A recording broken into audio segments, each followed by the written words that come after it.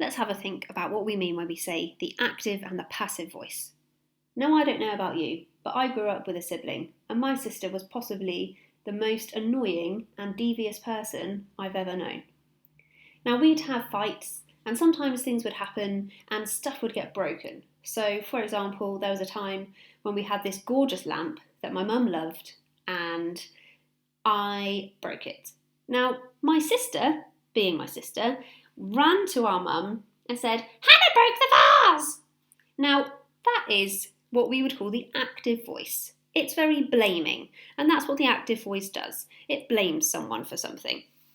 The passive voice, however, which is the one I would have chosen to use if I'd been talking to Mum, might have gone more along the lines of, the lamp got broken by me. We'll talk about this more in a minute, but having a real life example in your mind can help you to understand what we mean. The first thing we need to know about the active and the passive voice is that in a sentence, there's always a subject and a verb. The subject is the thing doing the verb. So, for example, I might say, Mrs. Allen is eating the chocolate. So the subject is Mrs. Allen, the chocolate is the thing being eaten, and the verb is eating.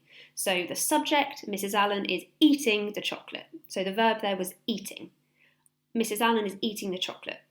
Now, if I want to make that passive, I could say it the other way round to make the emphasis go away from me and put it on the chocolate. So I could say, the chocolate was eaten by Mrs. Allen. It kind of just shifts the focus. It makes it seem less about me, the subject, and about something else.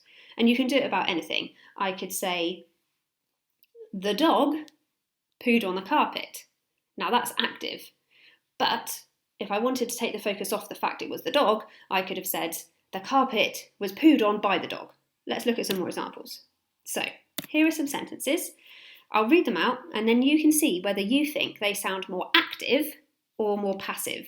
So the active ones, we're looking out for sentences where the thing doing the verb is the main focus, and the passive is where it's kind of taken away from that subject. So let's have a look. It will hopefully become clearer as we go through. We've got, the plane is boarded by the family. The magician pulled a rabbit from the hat. Isaac threw a ball at the window. Helen practiced her recorder every day. The flowers were grown by my nan. The damage was caused by the storm. Have a pause of the video now and see if you can sort those into whether they are active or passive.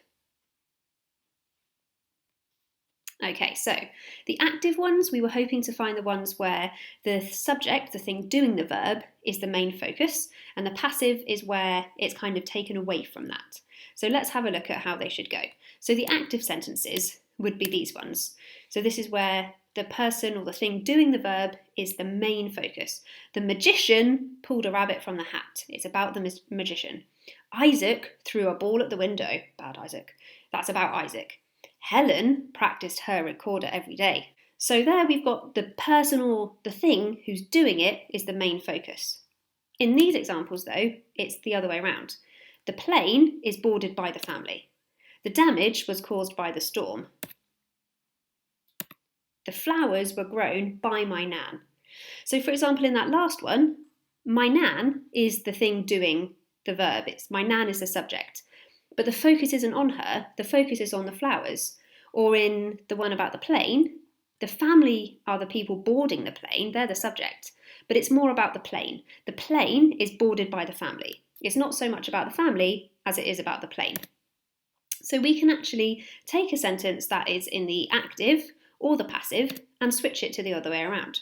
So here we have an active sentence. On the plane, the lioness chased an antelope. See if you could make it so that it's less about the lioness.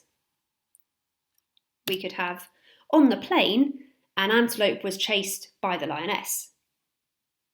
It's less about the lioness here and more about the antelope. The lioness is still doing the chasing, but the focus is away from her. Here we've got, Harry ate sandwiches for lunch. That's an active sentence. Could you make it passive? We could have, sandwiches were eaten by Harry for lunch. So now it's more about the sandwiches than it is about the person eating them. Or we could have, the carrots are always eaten by my brother. That one would be passive.